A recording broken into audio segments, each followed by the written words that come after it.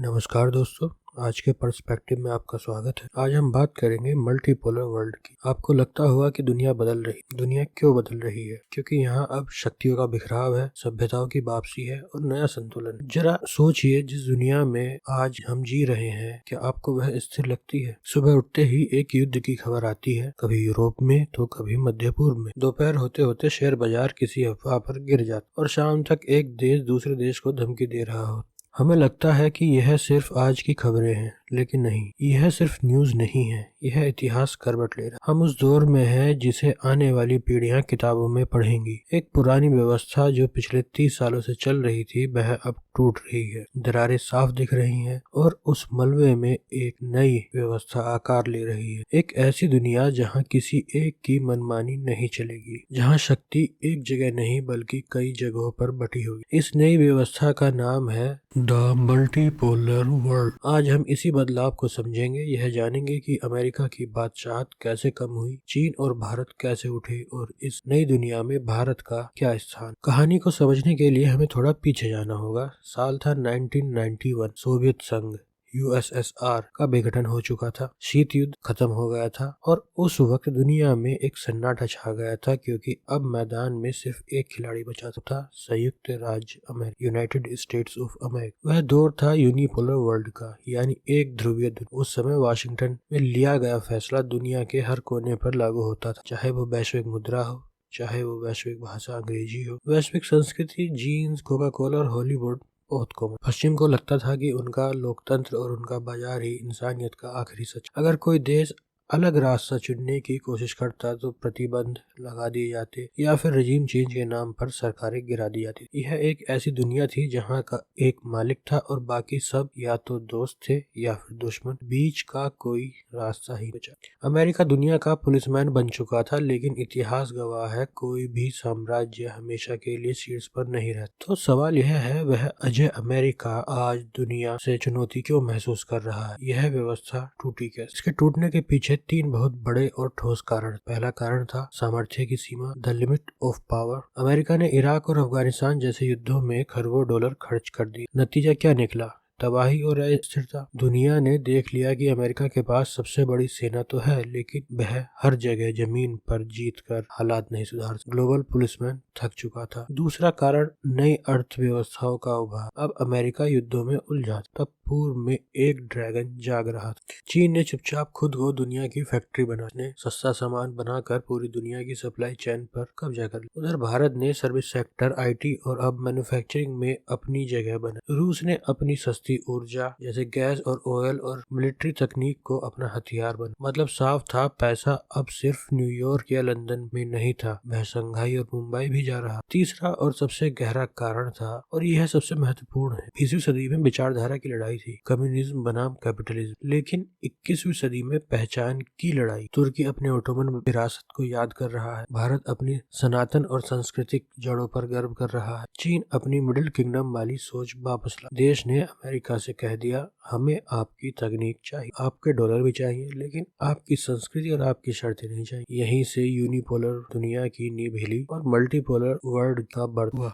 अब आप पूछेंगे कि आखिर यह मल्टीपोलर वर्ल्ड है क्या? तो आसान शब्दों में समझते हैं। पुराने जमाने में दुनिया एक पिरामिड जैसी थी, सबसे ऊपर एक राजा। आज की दुनिया एक गोल मेज जैसी, या यूं कहें एक बुफे सिस्टम। मल्टीपोलर वर्ल्ड का मतलब है, अब कोई एक सुपर पावर नहीं है जो बटन दबाए और दूसरी और पूरी दुनिया नाचने लगी। अब कई शक्ति केंद्र हैं, बहुत सारे power centres, Washington, Beijing, new Delhi, Moscow, Brussels, London, France, Paris, अब तो रियाद और ब्राजील भी पावर सेंटर्स बनने लगे। इस दुनिया का एक ही नियम है, यहाँ कोई स्थायी दोस्त नहीं है और कोई स्थायी दुश्मन भी नहीं, यहाँ सिर्फ परमानेंट इंटरेस्ट। आज एक देश किसी मुद्दे पर अमेरिका के साथ है तो कल वही देश तेल के लिए रूस के साथ हो सकता है और व्यापार के लिए चीन के साथ। यही है असली मल्टी। आइए अब दुनिया के नक्शे पर इन पोल्स को देखते हैं। सबसे बड़ा पोल तो अभी भी अमेरिका ही है, और हमें यह गलतफहमी नहीं पालनी चाहिए कि अमेरिका खत्म हो। सैन्य शक्ति और टेक्नोलॉजी में वे आज भी बहुत आगे। उनके साथ भी देश हैं जो सुरक्षा के लिए पूरी तरह अमेरिका पर निर्भर है, जैसे जापान, दक्षिण कोरिया, ऑस्ट्रेलिया, न्यूजीलैंड, नाटो। इन्हें ग्लोबल वेस्ट कहा जाता है, लेकिन बदलाव यहाँ भी है। जापान और जर्मनी जैसे देश अब अपनी सेना का बजट बढ़ा रहे हैं। वे समझ गए हैं कि शायद जरूरत पड़ने पर अमेरिका समय पर नया। ये देश अमेरिका के साथी तो हैं, लेकिन अब वे चीन से अपना व्यापार पूरी तरह बंद नहीं कर सकते। वे सुरक्षा अमेरिका से चाहते हैं, लेकिन समृद्धि एशिया। यह एक नाजुक संतुलन है जिसे अमेरिका को भी अब स्वीकार करना पड़ रहा। दूसरा सबसे बड़ा गुट है चीन और रूस। पश्चिम इसे अथॉरिटेरियन ब्लॉक कहता है, तानाशाही गुट, लेकिन ये खुद को वैकल्पिक व्यवस्था कहते हैं। चीन के पास पैसा है, रूस के पास संसाधन और हथियार है। ये दोनों मिलकर एक ऐसी दुनिया बनाना चाहते हैं जहां डॉलर की जरूरत न हो और जहां पश्चिमी मानवाधिकारों का दबाव न हो। इनके साथ ईरान, उत्तर कोरिया और मध्य एशिया के कुछ देश मजबूती से खड़े हैं। लेकिन एशिया की कहानी यहीं खत्म नहीं होती। यहाँ एक बहुत दिलचस्प समूह भी है जो दक्षिण पूर्व एशिया में है, आसियान, जिसके प्रमुख देश हैं Vietnam, Indonesia, Malaysia, Thailand, Singapore. ये देश किसी के सगे नहीं है, ये चीन के पड़ोसी हैं, उससे डरते भी हैं, लेकिन उसके साथ धंधा भी करते हैं।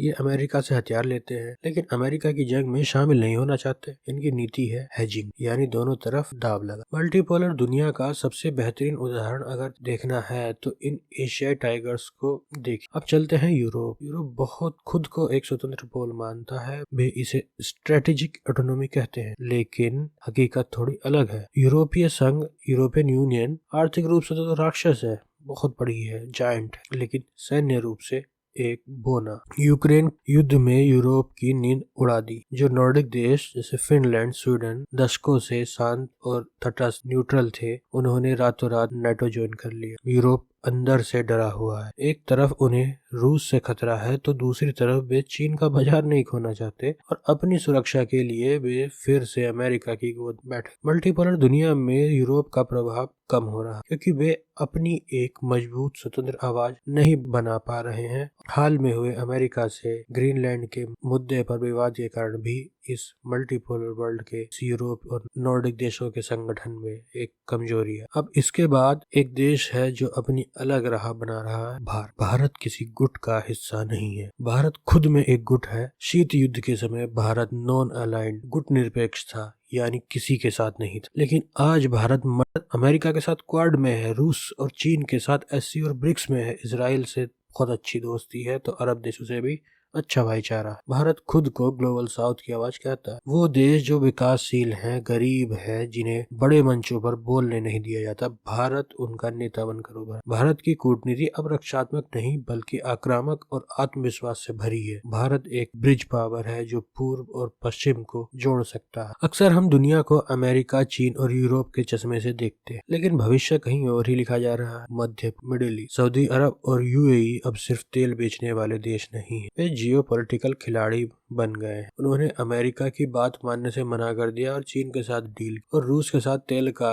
उत्पादन कंट्रोल पे अपनी शर्तों पर दुनिया चला रहे हैं। और फिर है अफ्रीका। अफ्रीका भविष्य का महाद्वीप है। नाइजीरिया, दक्षिण अफ्रीका में अगली सदी के लिए जरूरी सारे संसाधन, लिथियम, कोबाल्ट, गोल्ड सब यही। चीन वहाँ सड़कें बना रहा है, रूस वहाँ सुरक्षा दे रहा है, अमेरिका वहाँ पैसे भेज रहा है और भारत वहाँ डिजिटल क्रांति के लिए तकनीकें दे रहा है, जैसे यूपीआई। अफ्रीका अब चुप नहीं है, वह मोल भाव कर रहा है। पता है कि मल्टीपोलर दुनिया में उसकी भी एक अच्छी कीमत। थोड़ा ध्यान लैटिन अमेरिकी देशों पर भी। ब्राजील जो ब्रिक्स का संस्थापक है, वह मल्टीपोलर दुनिया का सबसे बड़ा समर्थक। वहाँ के नेता साफ कहते हैं कि दुनिया को डॉलर की तानाशाही से मुक्त होना चाहिए। अर्जेंटीना और चिली जैसे देश आर्थिक दबाव में है, पॉलिटिकल प्रेशर में है, लेकिन वे भी अब अमेरिका के बैकयार्ड बनकर नहीं रहना चाहते। वे चीन से भारी निवेश ले रहे हैं। और वेस्ट इंडीज, वो छोटे द्वीपीय देश जिन्हें अक्सर नक्शे पर नजरअंदाज कर दिया जाता है, क्लाइमेट चेंज की वजह से वे संकट में हैं। वे उसी के साथ जाएंगे जो उन्हें डूबने से बचाएगा, चाहे वो भारत हो, चीन हो या अमेरिका। वे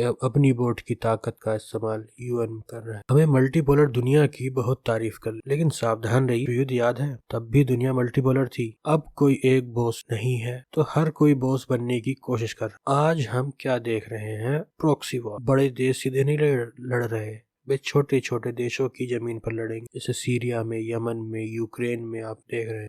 उसके बाद इकोनॉमिक वार आती है। डॉलर का इस्तेमाल हथियार की तरह। रूस के डॉलर जब्त कर लिए, किसी पे सैंक्शंस लगा दिया गया और चिप और सेमीकंडक्टर की सप्लाई रोक दी चाइना। तो मिसकैलकुलेशन होना, ऐसे में परमाणु युद्ध का खतरा बढ़ जाता। यह दुनिया भ्रमित तो है, कंफ्यूज्ड है। पुराने नियम टूट चुके हैं और नए नियम अभी लिखे नहीं गए, जहाँ एक जंगल जैसा है जहाँ आपको खुद अपनी रक्षा करनी होगी। तो अंत में इसका निष्कर्ष क्या है? अगले 30 साल इतिहास के सबसे महत्वपूर्ण साल होंगे। यह एक ट्रांजिशन पीरियड है। इस नई दुनिया में वही देश टिकेगा जो धैर्य रखे, संतुलन साध और सबसे जरूरी अपनी जड़ों और अपनी पहचान को बचा कर रखे। भारत के लिए है एक स्वर्णिम अवसर। हम दुनिया के सबसे युवा देश है, हम लोकतंत्र भी हैं और एक मजबूत बाजार भी। अगर हम अपनी आंतरिक चुनौतियों को संभाल लें तो मल्टीपोलर दुनिया का ध्रुव तारा भारत शायद बन। शक्ति का यह खेल अभी शुरू हुआ है। पर्दा गिरा नहीं रहा बल्कि पर्दा उठ रहा। क्या हम तैयार हैं? धन्यवाद। अगर आपको वीडियो पसंद आई हो तो please like, share and subscribe. Thank you.